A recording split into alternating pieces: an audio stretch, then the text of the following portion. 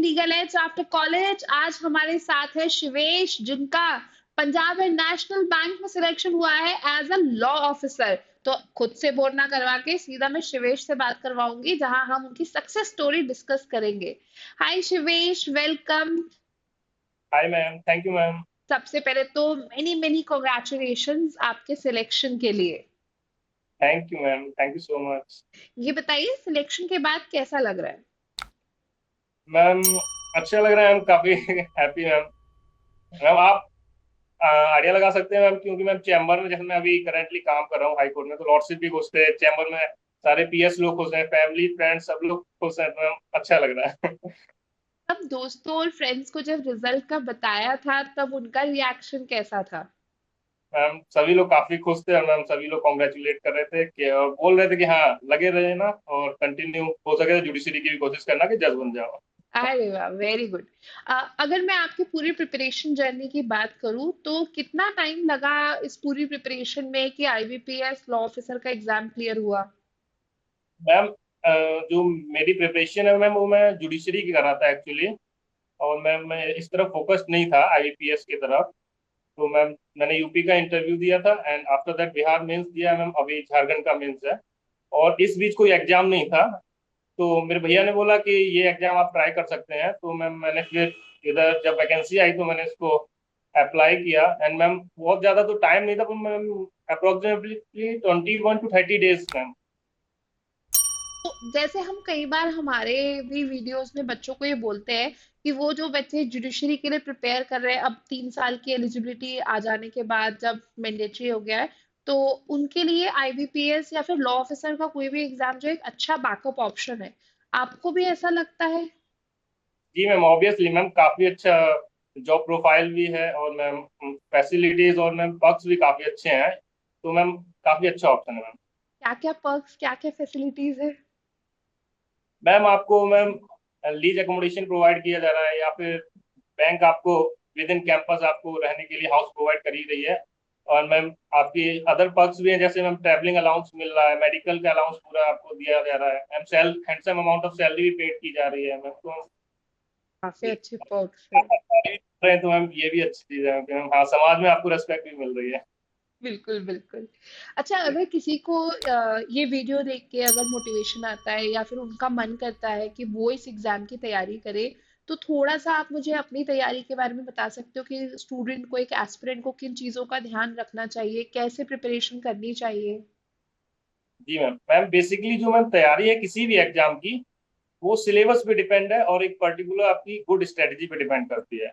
तो मैम आप जैसे किसी भी जॉब के लिए अप्लाई करते हैं, तो आप सबसे पहले उसका सिलेबस निकालिए, और उसके सिलेबस को अच्छे से स्टडी कीजिए। फिर आपको वहां से पता चल जाएगा कि आपके वीक पॉइंट्स क्या हैं, और आपके कौन से सब्जेक्ट बहुत ही ज़्यादा अच्छे हैं। तो आपका जो वीक पॉइंट है उस पर आप काम कीजिए, और अच्छे सब्जेक्ट्स को रिवाइज कीजिए, आप अच्छा स्कोर कर ले जाएंगे मैम। अच्छा, अगर हम अभी जो ऐसा क्वेश्चन पेपर आया था उसकी बात करें, तो जैसे प्रीलिम्स में कई बार नॉन लॉ के सब्जेक्ट्स भी आते हैं, उसकी तैयारी बच्चों, स्टूडेंट को कैसे करनी चाहिए? उसकी तैयारी आपने कैसे की थी?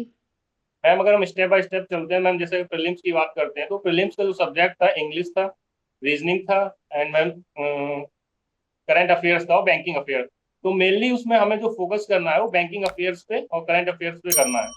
और मैम इंग्लिश का जो है कि मैम आजकल बच्चे सीबीएसई और आईसीएसई बोर्ड से हैं, तो मोर और लेस बच्चे कर ले जाते हैं मैम। और मैम जो पार्ट बचा आपका रीजनिंग वाला, तो मैम जैसे मेरा पीसीएम था, तो मैम मेरा मैथ अच्छा था, तो मैम मुझे उसमें उतना इशू नहीं हुआ। पर जिसका हाँ अच्छा नहीं है, तो मैम उनको प्रैक्टिस करनी पड़ेगी। टॉपिक्स को आप देखिए कि क्या क्या टॉपिक्स फ्रिक्वेंटली पूछे जा रहे हैं, और उनको ज्यादा से ज्यादा प्रैक्टिस करिए। There is no substitute of practice, में आपको प्रैक्टिस तो करनी पड़ेगी, और मोर एंड अगर मोर और प्रैक्टिस। अगर लॉ के एग्जाम की बात की जाए, जिस तरीके का एग्जामिनेशन पेपर आया था, तो उसमें किस तरह की प्रिपरेशन की रिक्वायरमेंट होती है? मैम लॉ का जो मेंस का, इसके बाद मैम मेंस से मुझे उतना इशू नहीं हुआ, कि मैम मेरा ऑलरेडी जुडिशरी की तैयारी कर रखा था। तो मैम मेरे जो मेजर लॉ ये थे अपने जुडिशरी वो सब तैयार थे, बस बैंकिंग लॉज को मुझे पढ़ना था। तो मैम अगर आपने इसके लिए एक डेवलप कर लिए कि कैसे बेरेक्स को हम स्टडी करें, तो मैम आपको प्रॉब्लम नहीं होगी जो बैंकिंग लॉज पढ़ने की। छोटे छोटे एक्ट्स हैं, बस कंपनी लॉ वगैरह अगर छोड़ दिया जाए तो बाकी एक्ट छोटे हैं, जैसे आपका एनआईए हो गया, बैंकिंग रेगुलेशन एक्ट है, आरबीआई एक्ट है, तो छोटे छोटे एक्ट्स हैं, तो आप अच्छे से कर सकते हैं। हाँ, पर अगर आप नहीं कर पा रहे हैं, तो फिर आप कोई कोचिंग की गाइडेंस भी ले सकते हैं ये। अगर कोई ऐसा एस्पिरेंट है जो जुडिशरी की प्रिपरेशन नहीं कर रहा है और उसको बैंक में लॉ ऑफिसर ही बनना है, तो उसको कितना टाइम लगेगा पूरी प्रिपरेशन में? Ma'am not more than 6 month ma'am, अगर आप आराम से भी करते हैं और अगर आप फोकस्ड हैं तो मैम 2 मंथ से ज्यादा प्रिपरेशन की आवश्यकता नहीं है, हम आराम से निकल जाएगा। That's very good. थोड़ा इंटरव्यू के बारे में बात करते हैं। इंटरव्यू कैसा था? आप कितने कॉन्फिडेंट थे? कैसा गया आपका इंटरव्यू? मैम इंटरव्यू मैम कोई प्री डिटरमाइंड नहीं होता, इवन मुझे तो लगता है मैम जो पैनल होता है वो भी कुछ सोच के नहीं बैठे होते कि हम क्या क्वेश्चन पूछेंगे आपसे। मैम जब आप जाते हैं तो मैम आप जिस तरह से आंसर्स कर रहे होते हैं उनके क्वेश्चंस को, उसी के बेसिस पे वो क्वेश्चन पूछते हैं। जैसे मैम मैं गया तो मेरी सारी प्रोफाइल वगैरह उनके पास थे डॉक्यूमेंट्स, तो मैं ग्रीट किया सबको, फिर बैठा तो उन्होंने कहा कि अपना शॉर्ट इंट्रोडक्शन दीजिए। तो मैंने अपना पूरा शॉर्ट किया, अपना ग्रेजुएशन एंड पीजी कहाँ से की, एंड करेंटली मैं chief justice honourable chief justice of Allahabad high court के यहाँ करंट रिसर्च एसोसिएट हूँ। एंड ये सब मैं बताया, एंड मैम उसके बाद वो बोले कि अरे आप तो वहां पे हैं तो आप तो तेज होंगे, तो मैं क्या ही बोलता, मैंने कहा जी सर। तो फिर बोले कि आपने यूपी का एग्जाम नहीं दिया? तो मैंने बोला कि दिया था, यू जुडिशरी भी दिया है। तो बोले किस किस स्टेट का दिया? तो मैंने बताया कि बिहार दिया, यूपी दिया है, झारखंड दिया है, एमपी दिया है। तो बोले तो कहीं सिलेक्शन नहीं हुआ? तो मैंने कहा सर कि मैं बताया उनको कि यूपी का इंटरव्यू दिया हुआ बिहार का, और वहाँ फाइनल सिलेक्शन नहीं हो सका। एंड मेन जो ये एमपी था तो उसमें मेंस दिया था, पर उसका भी कोर्ट में केस चल रहा है, और झारखंड का तो मेंस हुआ नहीं है। तो बोले अच्छा अच्छा। फिर वो बोले कि आपका अच्छा आपने इंटरव्यू दिया यूपी, तो आपका तो फिर लोकल लॉज काफी अच्छा होगा। तो फिर वो लोकल लॉज पे लगे पूछने में कि व्हाट इज नॉन भूमिधर और टाइटल होल्डर्स क्या हैं, ये सब। तो मैं फॉर्चुनेटली मुझे ये सब याद था, मैं पढ़ रखा था, तो मैं बता दी, तो खुश हो गए सब लोग हैं। और मैं मार्क्स भी अच्छे दिए हैं, 80 के अप्रोक्स मार्क्स दिए हैं। That's amazing, that's wonderful, wonderful. अगर मैं लीगल एज आफ्टर कॉलेज की बात करूं, तो आप क्या कहेंगे? लीगल एज आफ्टर कॉलेज का कितना रोल है आपकी इस सक्सेस में?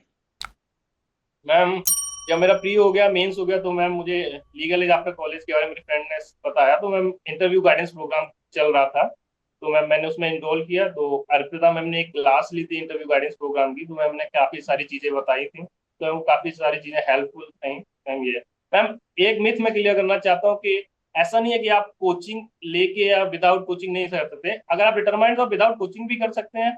और अगर आपको लग रहा है कि आप नहीं कर पाए, तो आपको किसी के प्रेशर में नहीं आना है कि वो बंदा बिना कोचिंग के कर रहा है तो हमको भी करना है, क्योंकि